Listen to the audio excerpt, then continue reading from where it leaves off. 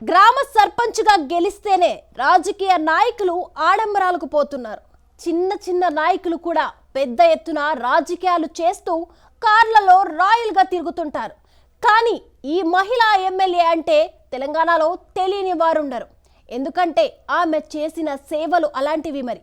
ఆమె మరెవరో కాదు, Mulugu MLA Seethakka alias Danasari Anasuya. MLA అయినా కూడా ఎలాంటి ఆడంబరాలకు పోకుండా చాలా సింపుల్గా ప్రజల్లో ఒకరిగా కలిసిపోతూ నియోజకవర్గ ప్రజలతో దట్ ఈజ్ సీతక్క అనిపించుకున్నారు. తెలుగు ప్రజల హృదయాల్లో నిలిచిపోయేలా ఎన్నో సేవా కార్యక్రమాలు చేసిన ఎమ్మెల్యే సీతక్క గురించి మరిన్ని ఇంట్రెస్టింగ్ విషయాలను తెలుసుకుందాం.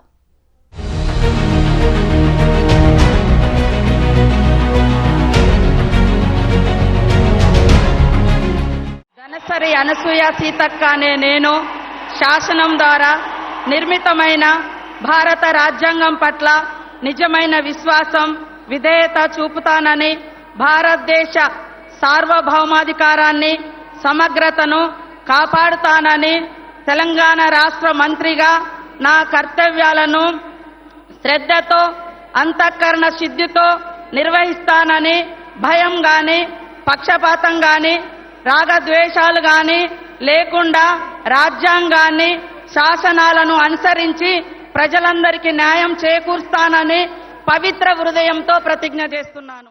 సీతక్క అంటే కరోనా ముందు వరకు మాజీ నక్సలైట్, ఒక ఎమ్మెల్యే మాత్రమే. కానీ కరోనా లాక్డౌన్ సమయంలో మాత్రం ఆమె తన నియోజకవర్గ గిరిజన ప్రాంత ప్రజలకు చేసిన సేవతో జాతీయ స్థాయిలో గుర్తింపును దక్కించుకున్నారు. అటవీ ప్రాంతంలో కనీసం 2 వీలర్ కూడా వెళ్లలేని మార్గంలో సీతక్క ప్రజలకు నిత్యావసర వస్తువులు, ఆహారం ఇవ్వటం కోసం నడుచుకుంటూ వెళ్ళింది. ప్రభుత్వ అధికారులను వెంటబెట్టుకుని ఆకలితో ఉన్నవారికి అన్నం పెట్టేందుకు కాలినడకన అడవి బాట పట్టారు. కరోనా సమయంలో గిరిజనులకు పట్టెడన్నం పెట్టి వారితో కలిసి భోజనం చేసిన ఏకైక ఎమ్మెల్యే అంటే సీతక్క అనటంలో ఎలాంటి సందేహం లేదనే చెప్పాలి.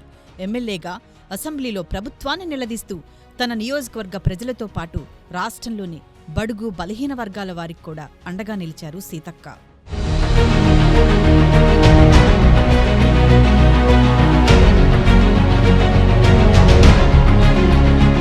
1971 జూలై 9న సమ్మక్క సమ్మయ్య దంపతులకు ప్రస్తుత ములుగు జిల్లా జగ్గన్నపేట గ్రామంలో జన్మించారు దనసరి అనసూయ అలియాస్ సీతక్క.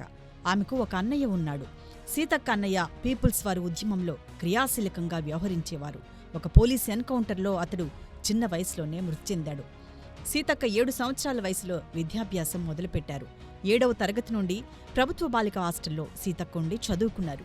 హాస్టల్లో భోజనం సరిగా ఉండకపోవడంతో పాటు నెల నెలా ఇచ్చే స్కాలర్షిప్ 10 రూపాయలను ఇవ్వకుండా వార్డెన్ తన వద్దే ఉంచుకునేవాడు. అమ్మాయిలకు డ్రెస్సులతో పాటు అన్ని విషయాల్లో కూడా అవినీతికి పాల్పడేవాడు. పురుగులన్నం పెడుతూ అమ్మాయిల ఆరోగ్యంతో ఆడుకుంటున్న వార్డెన్కు బుద్ధి చెప్పాలనే ఉద్దేశంతో సీతక్క ఆందోళన మొదలుపెట్టింది. ఆ సమయంలో హాస్టల్ వార్డెన్పై స్నేహితురాలతో కలిసి ఎదురు తిరిగింది. ఇక సీతక్క అన్నయ్య, బావ పీపుల్స్ వార్లో ఉండేవారు. హాస్టల్లో జరుగుతున్న అవినీతి గురించి వారికి తెలిపి హాస్టల్ వార్డెన్ను హెచ్చరించారు. అప్పటి ఆ ఒక్క హాస్టల్లోనే కాకుండా చుట్టుపక్కల ఉన్న అన్ని రెసిడెన్షియల్ హాస్టల్స్లో కూడా సరైన ఆహారం, ఇతర వసతులను సీతక్క కల్పించేవారు. అలా సీతక్క మొదటి ఉద్యమం విజయం సాధించి తన తోటి అమ్మాయిలకు న్యాయం చేసింది. 10వ తరగతి చదువుతున్న సమయంలో కూడా పలు ఆందోళన కార్యక్రమాల్లో సీతక్క పాల్గొనేవారు.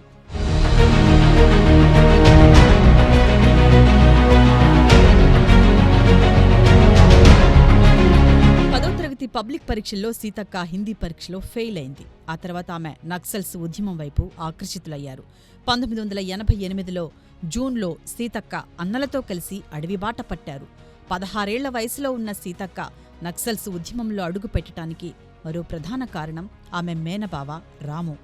అతడు ముందు నుండి ప్రజా ఉద్యమంలో ఉండటం, అతడి భావాల పట్ల ఆకర్షితులై అతడంటే ఇష్టం పెరిగి ప్రేమగా మారటంతో రాము కోసం కూడా సీతక్క అడవుల బాట పట్టారు.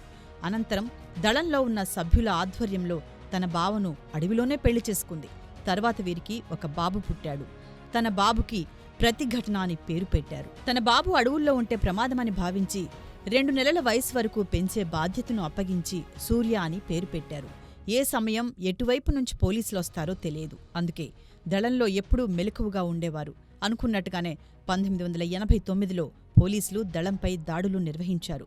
సీతక్కతో సహా మరికొంతమంది పోలీసులకు పట్టుపడ్డారు. దాంతో కొన్ని నెలలు సీతక్క జైల్లోనే ఉండాల్సిన పరిస్థితి నెలకొంది. ఆ తర్వాత జైలు నుంచి బయటకు వచ్చాక సీతక్క తన బావతో మనస్పర్ధలు వచ్చి విడాకులు తీసుకుంది. ఆ తర్వాత చారిటబుల్ ట్రస్ట్లో చేరి ఉద్యోగం చేసింది.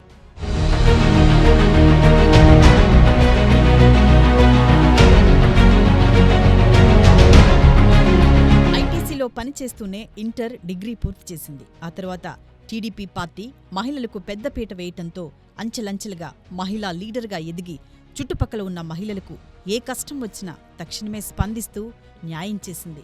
అలా తన మార్కును పెంచుకుంది. అక్కడ ప్రాంతవాసుల సలహా మేరకు రాజకీయాల్లో పోటీ చేయమని సలహా ఇవ్వగా రాజకీయాల్లో ఉంటేనే న్యాయం జరుగుతుందని భావించిన సీతక్క ఎమ్మెల్యేగా పోటీ చేసేందుకు డిసైడ్ అయింది. 1999లోనే ట్రై చేసింది, కానీ టీడీపీ పార్టీ తనకు టికెట్ ఇవ్వలేదు.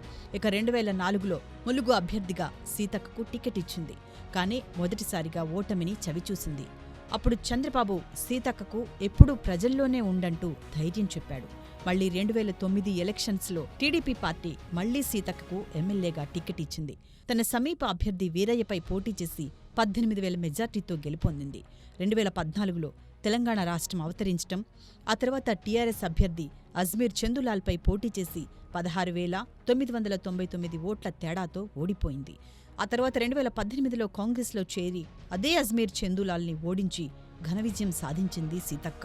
ములుగు ప్రజలు ఎప్పటికీ మర్చిపోకుండా తన సేవలను అందించింది సీతక్క.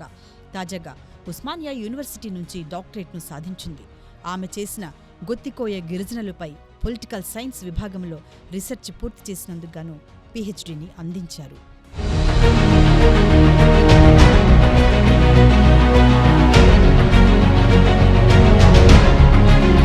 అలా నక్సలైట్గా ప్రారంభించిన సీతక్క జీవితం ఎన్నో ఒడిదుడుకులను నిలదొక్కుని ఎమ్మెల్యేగా, డాక్టర్గా, సీతక్కగా మారి ఎంతో మంది మహిళలకు స్ఫూర్తిదాయకంగా నిలిచారు.